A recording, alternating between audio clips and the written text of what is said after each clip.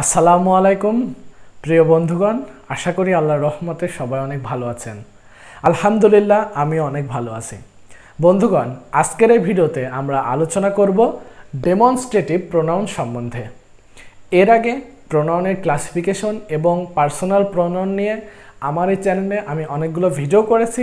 যারা এখনও ওই ভিডিওগুলো দেখেননি তারা এই প্রোনাউনের প্লেলিস্টে ঢুকে ভিডিওগুলো দেখে আসতে পারেন।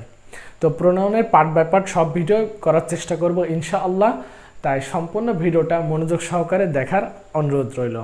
চলুন আজকের এই ভিডিওটা শুরু করা যাক।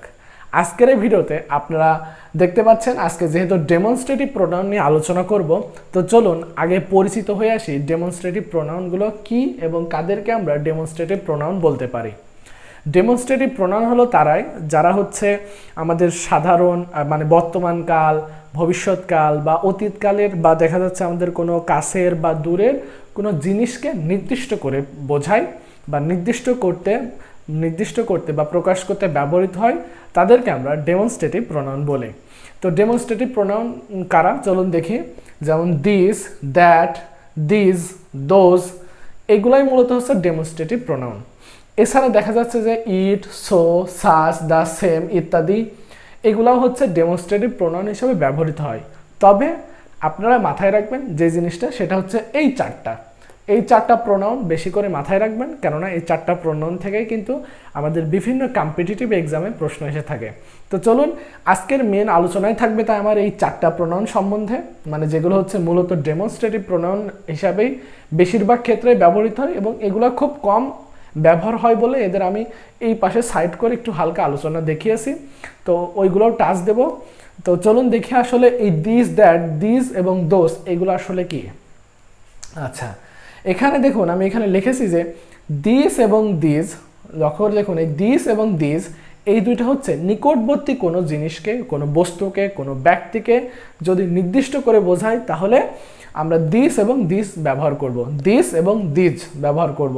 আর যদি আমাদের দূরবর্তী কোনো জিনিস হয় বা দূরবর্তী কোনো ব্যক্তি হয় বা দূরবর্তী কোনো স্থান হয়, সেটাকে আমরা নির্দিষ্ট করে প্রকাশ করার সময় দ্যাট এবং দোজ ব্যবহার করব। লক্ষ্য দেখুন আমি এখানে লিখেছি যে নিকটবর্তী ব্যক্তি বা বস্তুকে নির্দেশ করতে দিস এবং দিস ব্যবহৃত হয়, আর দূরবর্তী কোনো ব্যক্তি বা বস্তুকে নির্দেশ করতে দ্যাট এবং দোজ ব্যবহৃত হয়।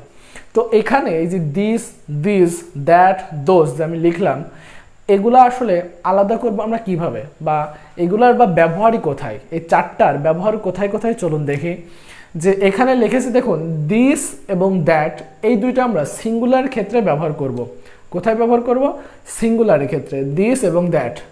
এবং তারই অপোজিট দেখুন দিস এবং দোজ এই দুইটা আমরা প্লুরাল প্রোনাউন হিসাবে ব্যবহার করব। কোনো ব্যক্তি বা স্থান বা কোনো বস্তু যদি প্লুরাল হয় তার পরিবর্তে আমরা দিস এবং দোজ ব্যবহার করব, আর সিঙ্গুলার হলে দিস এবং দ্যাট ব্যবহার করব। বুঝতে পেরেছেন যে কোন জায়গাটা আমরা কোনটা ব্যবহার করব? চলুন কিছু এক্সাম্পল দেখি। এক্সাম্পলগুলো দেখলে এই জিনিসগুলো আপনাদের বুঝতে আরেকটু সুবিধা হবে। তো এক্সাম্পলগুলো কি দেখুন, দিস ইজ মাই পেন, আমি এখানে লিখেছি দেখুন দিস ইজ মাই পেন, এবং তারই পাশে লিখেছি দেখুন দিস আর মাই পেনস। তো লক্ষ্য করে দেখুন আমি বললাম যে দিস ইজ মাই পেন মানে দিস ইজ মাই পেন মানে এই কলমটি আমার। তো এখানে কলম কয়টা বলুন তো? একটা কলম। তো একটা কলম কি সবসময় সিঙ্গুলার হয় না বলুন? হ্যাঁ, সবসময় সিঙ্গুলার হয়। তাই সিঙ্গুলারের ক্ষেত্রে আমরা ব্যবহার করব দিস। কি ব্যবহার করবো? এই দেখুন সিঙ্গুলারের ক্ষেত্রে আমরা ব্যবহার করব দিস। এই কলমটি আমার। কয়টা কলম এখানে আছে? একটা কলম, তাই আমরা দিস ব্যবহার করেছি। এরপরে দেখুন দিস আর মাই পেন্স। তো এখানে দেখুন পেন্স, এই পেনের পরে দেখুন এস আছে, তার মানে পেনটা এখানে কি সিঙ্গুলার আকারে আছে না প্লুরাল আকারে আছে? অবশ্যই এখানে প্লুরাল আকার আছে, মানে একের অধিক পেন আছে, ধরুন 3টা পেন আছে, তাহলে এটা কি প্লুরাল। তো আমি বললাম যে দিস আর মাই পেন্স। তো এইখানে এই পেন্সকে আমরা নির্দেশ করতে দিস ব্যবহার করতেছি, দিস, যেটা হচ্ছে একটা প্লুরাল প্রোনাউন্স বা প্লুরাল প্রোনাউনের আকারে আমরা ব্যবহার করি। তো তাই আমরা দেখতে পারলাম যে দিস ব্যবহৃত হবে হচ্ছে প্লুরাল প্রোনাউনকে নির্দিষ্ট বা প্লুরাল নাউনকে নির্দিষ্ট করার জন্য আমরা দিস ব্যবহার করব, আর দিসটা ব্যবহার করব হচ্ছে সিঙ্গুলারকে নির্দিষ্ট করার সময়। তো এরপর আরও দেখুন দ্যাট ইজ মাই হাউস। তো আমি এখানে দেখিয়েছিলাম যে দ্যাট আর দোজ এই দুইটা দূরবর্তী কোনো ব্যক্তি বা বস্তুকে নির্দেশ করতে ব্যবহৃত হয়। অপরদিকে দিস এবং দিস এই দুইটা হচ্ছে নিকটবর্তী কোনো ব্যক্তি বা বস্তুকে নির্দেশ করতে ব্যবহৃত হয়। তো এখানে যে পেন এবং পেন্সের ব্যাপার দুইটা আলোচনা করলাম, পেন এবং পেন্স দুইটাই কিন্তু আমার কাছে আছে বা নিকটবর্তী একটা ব্যাপার স্যাপার কিন্তু এখানে আছে। তাই আমরা দিস এবং দিস এই দুইটা টার্ম বা এই দুইটা ডেমনস্ট্রেটিভ প্রোনাউন ব্যবহার করেছিলাম। কিন্তু দেখুন আমি বললাম যে দ্যাট ইজ মাই হাউস, মানে ওই দেখো ওইটা হচ্ছে আমার কি হাউস, তাই না, মানে ওইটা আমার বাড়ি। তো ওটা কি আমার কাছে আছে এখন? না, ওটা কিন্তু দূরে আছে, দূরবর্তী। এই যে তাই বললাম দূরবর্তী কোনো জিনিসকে যদি আমরা নির্দিষ্ট করি তখন আমরা দ্যাট অথবা দোজ ব্যবহার করে থাকি।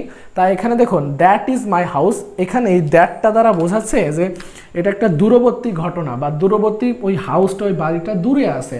তাই আমরা বলতেছি দ্যাট ইজ মাই হাউস, মানে যথেষ্ট দূরে আছে ওটা। এবং দেখুন এখানে দ্যাট কেন ব্যবহার করলাম, কারণ হাউসটা হচ্ছে একটা সিঙ্গুলার নাম্বার, আমার বাড়ি একটাই, তাহলে এটা কি হবে? সিঙ্গুলার নাম্বার হবে। তাই আমরা সিঙ্গুলারের ক্ষেত্রে দ্যাট ব্যবহার করলাম। এরপরে দেখুন বললাম দোজ আর মাই অ্যাপেলস, মানে এই অ্যাপেলসগুলো বা এই আপেলগুলো হচ্ছে আমার। তো এই ঘটনাটা আসলে কি জানেন? এই ঘটনাটা হচ্ছে ওই একটা আপেল গাছ দেখায় বা দূরের কোনো অনেকগুলো আপেল আছে, সেই আপেলগুলোকে এভাবে প্রকাশ করতেছে দোজ আর মাই আপেলস। তো এখানে এই আপেলসটা আসলে হচ্ছে দূরবর্তী কোনো বস্তুকে আমরা নির্দেশ করতেছি, দূরবর্তী কোনো বস্তুকে আমরা নির্দেশ করছি। এবং সেই বস্তুগুলো কি দেখুন অ্যাপেলের সাথে দেখুন এস যুক্ত আছে, তার মানে এটা কি কোন ফরম্যাটে আছে বলুন তো? এটা হচ্ছে প্লুরাল ফরম্যাটে আছে, তাই আমরা ব্যবহার করেছি দোজ। কি ব্যবহার করেছি? দোজ। তো এবং আপেলগুলো আমাদের থেকে যথেষ্ট দূরে আছে বিধায় আমরা দোজ ব্যবহার করেছি। যদি কাছে থাকতো আমরা কি ব্যবহার করতাম বলুন তো? কাছে থাকলে আমরা দিস ব্যবহার করতাম। এবং এই অ্যাপেলস না হয়ে যদি হতো অ্যাপেল, শুধু অ্যাপেল হতো, তাহলে আমরা কি ব্যবহার করতাম? যদি সেই অ্যাপেলটা কাছের হতো তাহলে আমরা ব্যবহার করতাম হচ্ছে দিস, আর যদি ওই অ্যাপেলগুলো আমাদের থেকে অনেক দূরে থাকতো তাহলে আমরা ব্যবহার করতাম দ্যাট। আশা করি দিস, দিস, দ্যাট, দোজ এই চারটা ডেমনস্ট্রেটিভ প্রোনাউনের ব্যবহারগুলো আপনারা বুঝতে পেরেছেন। তো আমি এখানে আরও কিছু হচ্ছে প্রোনাউন বা আরও কিছু ডেমনস্ট্রেটিভ প্রোনাউনগুলোকে সাইড বাই আকারে লিখেছি, যে যদিও এগুলো খুব একটা গুরুত্বপূর্ণ না, তারপরে একটু আপনাদের সাথে পরিচয় করাই দিই। যেমন আমি এখানে দুইটা উদাহরণ দিয়েছি। দেখুন he made the same mistake as his brother. তো এখানে দেখুন এই যে দ্য সেম, এই দ্য সেমটা হচ্ছে এখানে ডেমনস্ট্রেটিভ প্রোনাউন, মানে এখানে দ্বারা বোঝাচ্ছে যে he made the same mistake as his brother, মানে সে তার ভাইয়ের মতোই ঠিক কি করেছিল? মিস্টেক করেছিল। তো এই মিস্টেকটাকে নির্দিষ্ট করে বোঝানো হয়েছে কি দ্বারা? দ্য সেম দ্বারা। তাই এখানে এই দ্য সেমটা হচ্ছে একটা ডেমনস্ট্রেটিভ প্রোনাউন। আবার দেখুন do you think that he will do well. তো আমি উত্তরে জানালাম যে আই থিঙ্ক সো। এখানে এই সোটা হচ্ছে একটা ডেমনস্ট্রেটিভ প্রোনাউন। তো এমন ইট, সো, সাস, দ্য সেম ইত্যাদি এগুলো ডেমনস্ট্রেটিভ প্রোনাউন আকারে ব্যবহৃত হয়। যদিও এগুলা খুব গুরুত্বপূর্ণ ডেমনস্ট্রেটিভ প্রোনাউন নয়, তাই এগুলার আর বিস্তারিত আমি আলোচনা দেখাচ্ছি না আর কি। যতটুকু দেখানো ছিল দেখালাম। তবে মেন আপনাদের যে ফোকাসটা থাকবে এই চারটার উপরে, দিস, দ্যাট, দোজ, এই চারটার উপরে আপনাদের মেন ফোকাস থাকবে। তো এখান থেকে আসলে আমাদের বিভিন্ন প্রতিযোগিতামূলক পরীক্ষায় অ্যাডমিশন টেস্টে, ব্যাংক, বিসিএসে বা সরকারি বেসরকারি বিভিন্ন চাকরি বাকরি পরীক্ষায় কোন প্রশ্নটা আসলে বেশি আসে সেই জিনিসটা আমরা এখন দেখব, এবং আমাদের কোথায় বিভ্রান্তি হয়, কোথায় ভুল হয় সেই জিনিসটা আমরা এখন দেখব। আমি এখানে তাই কিছু উদাহরণ দিয়ে সেই জিনিসটাকে দেখানোর চেষ্টা করেছি। খুবই মনোযোগ সহকারে এই পার্টটুক দেখবেন, কেননা এখান থেকেই কিন্তু প্রশ্নটা আসে। তো সেই জিনিসটাকে দেখুন, ধরুন আমরা কোনো দুই বা ততোধিক নাউনের ভিতর আমরা তুলনা করতেছি। তো দুই বা ততোধিক নাউনের ভিতর তুলনা করার সময় আমরা কি করব? দেখুন তুলনা করার সময় যদি একই নাউনকে দ্বিতীয়বার ব্যবহার করা হয়, কি বললাম? যদি একই নাউন দুইবার ব্যবহার করার প্রয়োজন পড়ে তাহলে আমরা সেখানে আর একই নাউনকে দুইবার ব্যবহার করব না। কি বললাম? ধরুন একটা সেন্টেন্স লিখতেছি, একটা সেন্টেন্সে আমি বললাম যে বাংলাদেশের রোডের থেকে আপনার হচ্ছে শ্রীলঙ্কা রোড ভালো, বা দেখা যাচ্ছে বাংলাদেশের রোডগুলোর থেকে আমাদের হচ্ছে সিঙ্গাপুরের রোড ভালো। তো বললাম দেখুন, তো এখানে এই যে বাংলাদেশের রোড এবং সিঙ্গাপুরের রোড, এখানে দেখুন রোড এটা দুইবার আমি ব্যবহার করতেছি না। বলুন তো, বাংলাদেশের রোডের থেকে সিঙ্গাপুরের রোডগুলো ভালো আমি বলতেছি এইভাবে। তো এখানে আমি কিন্তু রোড জিনিসটা দুইবার ব্যবহার করতেছি। তো এই রোডটা হচ্ছে নাউন। তো এই নাউনটাকে আমরা দুবার ব্যবহার না করে এর পরিবর্তে কি ব্যবহার করতে পারি সেই জিনিসগুলো এখন দেখব আমরা। তো উদাহরণগুলো দেখার আগে চলুন আমরা নিয়মটাকে দেখে আসি। এই নিয়ম যদি আমাদের জানা থাকে তাহলে আমরা এই এক্সাম্পলগুলো খুব সহজেই পরীক্ষা খাতায় সঠিক উত্তর দিয়ে আসতে পারবো। তো এক্সাম্পল বা উদাহরণ নিয়মটা কি দেখুন, কোনো আনকাউন্টেবল নাউন যদি হয়, আচ্ছা বলুন তো আনকাউন্টেবল নাউন সিঙ্গুলার হয় না প্লুরাল হয়? আনকাউন্টেবল নাউন কিন্তু সবসময় সিঙ্গুলার হয়। আনকাউন্টেবল নাউনের কোনো প্লুরাল ফর্ম হয় না বা প্লুরাল নাম্বার হয় না। তাই দেখুন বললাম বাক্যের ভিতর কোনো যদি নাউন থাকে এবং সেই নাউনটা যদি আনকাউন্টেবল নাউন হয়, এবং তো আনকাউন্টেবল নাউন হলে আমরা তো স্বভাবতই সেটাকে সিঙ্গুলার বলতে পারি। তাই দেখুন আনকাউন্টেবল নাউনটা সিঙ্গুলার তো হবে অবশ্যই, তো আনকাউন্টেবল নাউনের পরিবর্তে আমরা দ্যাট অফ বসাতে পারি। কি বসাতে পারি? এই জায়গাটা কিন্তু মনোযোগ সহকারে দেখুন যে আনকাউন্টেবল নাউনের পরিবর্তে আমরা দ্যাট অফ বসাতে পারি। আর কাউন্টেবল, এবং সেটা যদি প্লুরাল কাউন্টেবল হয়, বলুন তো কাউন্টেবলের কি ফরম্যাট দাঁড়ান যায়? কাউন্টেবলে কিন্তু সিঙ্গুলার হয়, প্লুরালে হয়। তো বাক্যের ভিতর যদি কোনো প্লুরাল কাউন্টেবল হয় বা প্লুরাল নাম্বার থাকে তাহলে, বা প্লুরাল নাউন থাকে, তাহলে তার পরিবর্তে আমরা দোজ অফ ব্যবহার করব। তো এই জিনিসটা কিন্তু বোঝার, এই জিনিসটা একটু মাথায় রাখবেন। এই দুইটা যদি মাথায় রাখতে পারেন তো এই ডেমনস্ট্রেটিভ প্রোনাউন থেকে বিভিন্ন প্রতিযোগিতামূলক পরীক্ষায় যত প্রশ্ন আসে আপনি তত প্রশ্নগুলো সব ইজিলি অ্যান্সার দিতে পারবেন।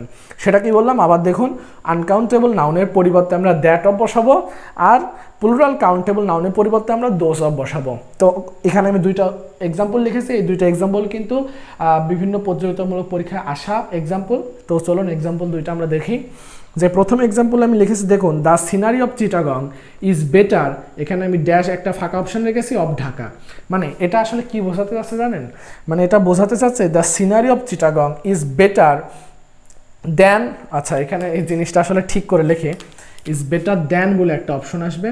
কেন আসবে বলুন তো দেন? কারণ দেখুন তুলনা করার সময় আমরা কি ব্যবহার করি বলুন তো? কম্পারেটিভ ডিগ্রি হিসাবে দেন ব্যবহার করি।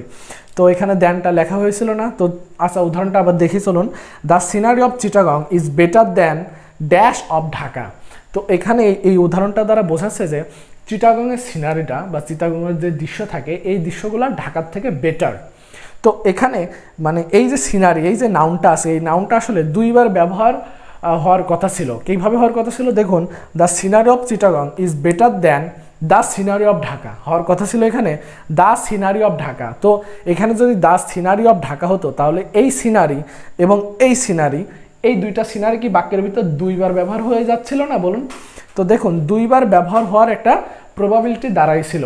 তো তাই বললাম যে তুলনা করার সময় যদি একই নাউনকে দ্বিতীয়বার ব্যবহার যদি করতে আমরা না চাই, তো আমরা এখানে চাচ্ছি যে এই দ্য সিনারি এই নাউনটাকে এখানে আর ব্যবহার করব না। তো না ব্যবহার করলে আমরা কি করতে পারি? তার পরিবর্তে হয় দ্যাট অফ বসাতে পারি অথবা দোজ অফ বসাতে পারি। তো আমরা এখন আইডেন্টিফাই করব যে এই দ্য সিনারি এটা কি আনকাউন্টেবল নাউন নাকি প্লুরাল কাউন্টেবল নাউন। তো লক্ষ্য করে দেখুন এই যে দ্য সিনারি বা দৃশ্য এটা কি গণনা করা যায়? না, সিনারি বা দৃশ্য এটাকে কিন্তু গণনা করা যায় না। যেহেতু গণনা করা যায় না সুতরাং বলুন তো সেটা কোন নাউন হবে? খুবই সহজ, এই আনকাউন্টেবল নাউন হবে। সিনারিটা কি নাউন হবে? সিনারিটা হবে আনকাউন্টেবল নাউন এবং সেটা একটা সিঙ্গুলার নাম্বার। তো এই দ্য সিনারি বা আনকাউন্টেবল নাউনের পরিবর্তে আমরা কি ব্যবহার করতে পারি বলুন তো? দ্যাট অফ বসাতে পারি। তাই এখানে বসবে দ্যানের পরে বসবে দ্যাট, এখানে বসবে দ্যাট। তাহলে বাক্যটা কি দাঁড়াবে দেখুন, the scenery of Chittagong is better than that of Dhaka. বুঝতে পেরেছেন যেখানে দ্যাট অফ কেন বসালাম? এটা হবে আসলে দ্যাট অফ। এই দ্যাট অফ কেন বসালাম? কার পরিবর্তে বসালাম? এই দ্যাট অফটা আমরা দ্য সিনারি এর পরিবর্তে বসালাম। মানে বাক্যটা হওয়ার কথা ছিল এমন যে the scenery of Chittagong is better than the scenery of Dhaka. মানে এখানে দ্য সিনারি এই জিনিসটা আবার আমরা রিপিট করতে চাচ্ছিলাম, কিন্তু তার পরিবর্তে আমরা কি করলাম দেখুন, এই দ্য সিনারি পরিবর্তে আমরা দ্যাট অফ ব্যবহার করলাম। দ্যাট অফ ব্যবহার করার মাধ্যমে এখন এই জিনিসটা বাক্যটা অনেক সুন্দর হয়েছে কিন্তু, এবং এই প্রশ্নগুলাই কিন্তু আসে। এরপর উদাহরণটা লক্ষ্য করুন, modern farms are much larger than dash of former farms. তো এখানে আমরা আগে আইডেন্টিফাই করব যে এখানে হচ্ছে আমাদের কোনগুলা, মানে নাউনটা কোনটা। দেখুন খেয়াল করে এখানে ফার্মস, এই ফার্মসটা হচ্ছে কি নাউন বলুন তো? ফার্মসটা হচ্ছে প্লুরাল কাউন্টেবল নাউন। দেখুন ফার্ম মানে খামার, এই খামারগুলো কিন্তু গণনা করা যায়। আমার 5টা খামার থাকতে পারে, তার 2টা খামার থাকতে পারে, তার খামার নাও থাকতে পারে। তো আমরা কিন্তু খামারগুলো গণনা করতে পারতেছি। এবং দেখুন ফার্মের পরে এস আছে, তার মানে ফার্মস একটা ব্যাপার আছে যেটা আমরা প্লুরাল ফরম্যাটে আছে। তো প্লুরাল কাউন্টেবল যেহেতু আছে তাহলে বলুন তো এই প্লুরাল কাউন্টেবল কোনো যদি নাউন থাকে এবং সেটা দেখুন তুলনা করা অর্থে যদি আসে, দেন দ্বারা যদি তুলনা করা অর্থে আসে, তাহলে তার পরিবর্তে আমরা কি ব্যবহার করতে পারি? তাহলে তার পরিবর্তে আমরা বাক্যে ডেমনস্ট্রেটিভ প্রোনাউন হিসাবে দোজ অফ ব্যবহার করতে পারি। কি ব্যবহার করতে পারি বলুন তো? দোজ অফ ব্যবহার করতে পারি। তো তাই বাক্যটা তখন কি দাঁড়াবে দেখুন তো? Modern farms are much larger than those of former farms. বুঝতে পেরেছেন কেন এখানে দোজ অফ ব্যবহার করলাম? দোজ অফ এই কারণে ব্যবহার করলাম কারণ এটা হচ্ছে একটা প্লুরাল কাউন্টেবল নাউনের পরিবর্তে আমরা বসিয়েছি। আর এখানে দ্যাট অফ ব্যবহার করলাম কেননা এটা হচ্ছে একটা আনকাউন্টেবল নাউন বা সিঙ্গুলারের পরিবর্তে আমরা ব্যবহার করেছি।